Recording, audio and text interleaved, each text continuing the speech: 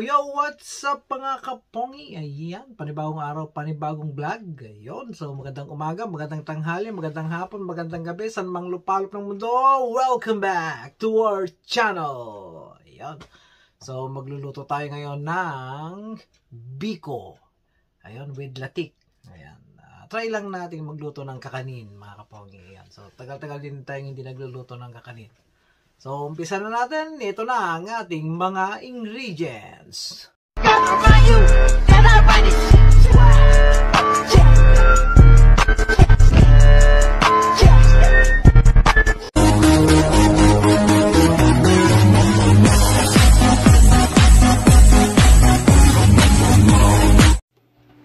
Ayan, ito na ang ating glutinous rice. Brown sugar. Gagamitin tayo niyan.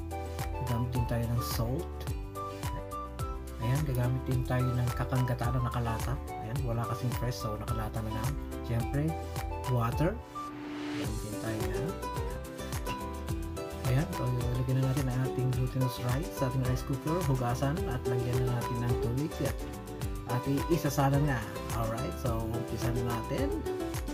Ito na ang ating kawali, mga kapong. Ayan, so lagyan na natin ang ating coconut milk. Ayan, dalawang lata ang ating gagamitin dito. So, tatlo yan mga kapongi. So, yung isa, iluluto natin ng latik mamaya. Dito muna tayo sa ating main na lulutuin na yung biko. Ayan, so medyo halo-haloin na natin. Baka may buo-buo dyan. Kailangan ma-dissolve natin kung ano yung mga buo-buo dyan. Lagyan na natin ang ating brown sugar. Ayan. I-thoroughly mix din natin ang ating brown sugar hanggang mag-dissolve siya. Mga kapong. So, tayo ay mag-halo-halo lang muna.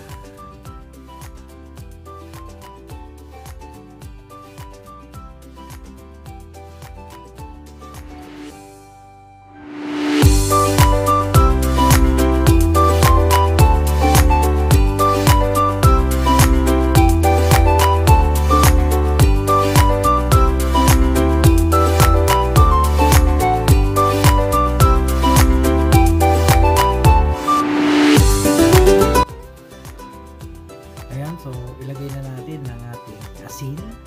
Ayan. Half teaspoon lang yung ating asin mga kapong. So, i-mix din natin ulit siya mabuti. Alright.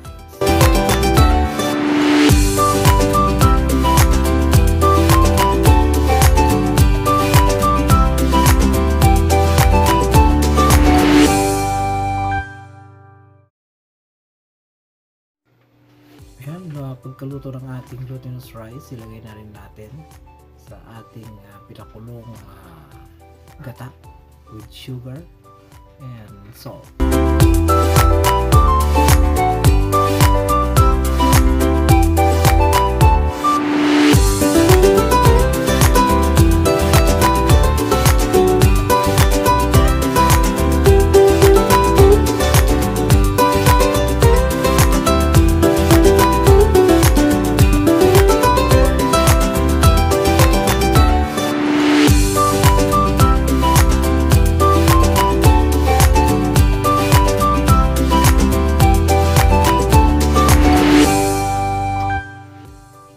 We have to make sure na lagi nating haluin continuously ang ating biko para hindi dumikit sa ilalim ng ating kawali at hindi magtutong. Alright, so halo-halo lang ng halo hanggang mahalo-halo.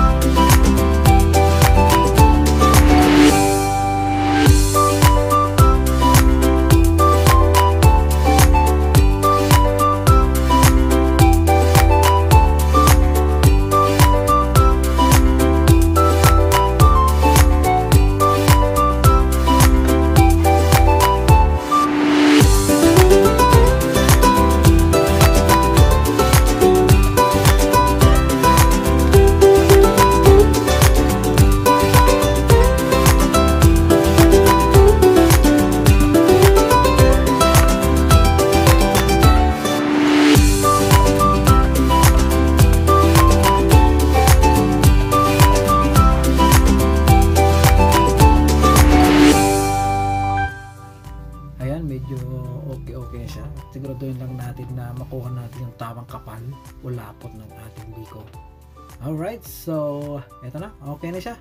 Alright, ayan, so ito nating Pyrex bowl, lalagyan natin, pahiran natin ng konting butter mga kapong. Ayan, para paglagay natin ng ating nalutong biko ay hindi dumikit sa ilalim at madali lang kunin pag ito ay nahiwa-hiwa na. Alright.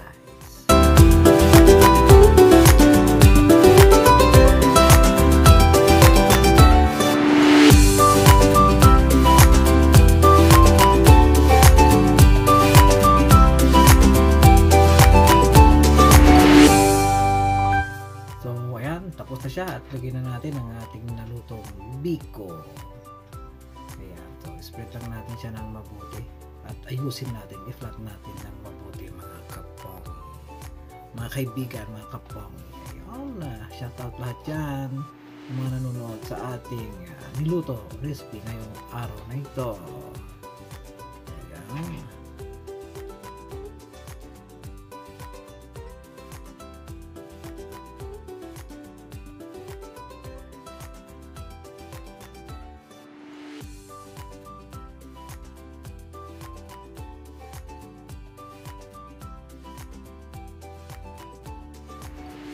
Ayun guys, so tapos na tayo sa ating biko. Sunod naman natin lutuin ang ating latik. Ayan, so buhos na natin yung 1 can of ating coconut milk na natitira. So ayan, lutuin na natin, tuloy-tuloy na natin.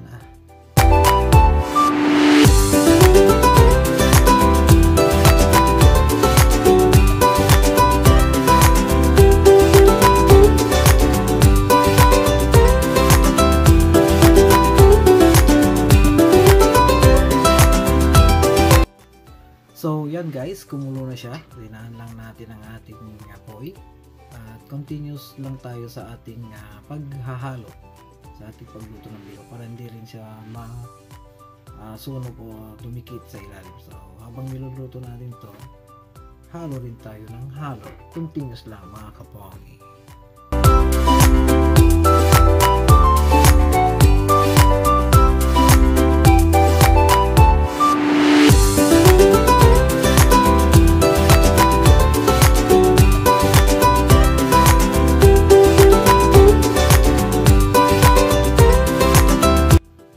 So ayan guys, nag-iiba na ang kanyang texture, medyo parang lumalapot na siya. Ayan. So continuous lang natin ang ating paghalo or mixing para hindi na siya masunog sa ilalim at dumikit sa ilalim. Alright!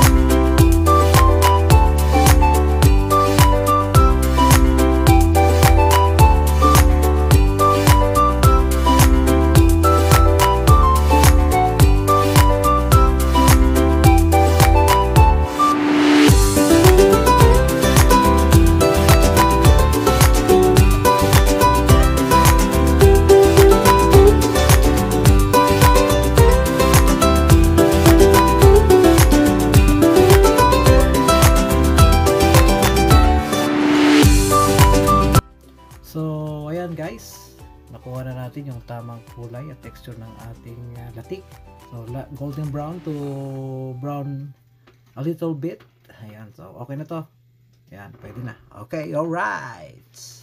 So ayan guys, ating hiway na ang ating nilutong biko. Ayan, at hiway na natin ng per piece. Then susunod na natin ilalagay dyan yung ating latik. Ayan. So, ready to serve na siya mga kapongi. So, salamat sa panonood guys. At please don't forget to like, subscribe on my YouTube channel. Yan, kung bago ka pa lang, okay, mag-subscribe ka na mga kapongi. So, abangan ng ating susunod na mga video. Ayan. So, shout out lahat dyan ng mga kumakain at nagluluto ng mga kakanin. So, ito ay first time ko lang mga kapongi. So, ayan. Masarap siya. So, hanggang dito na lang mga kapongi. See you when I saw you. Bye-bye!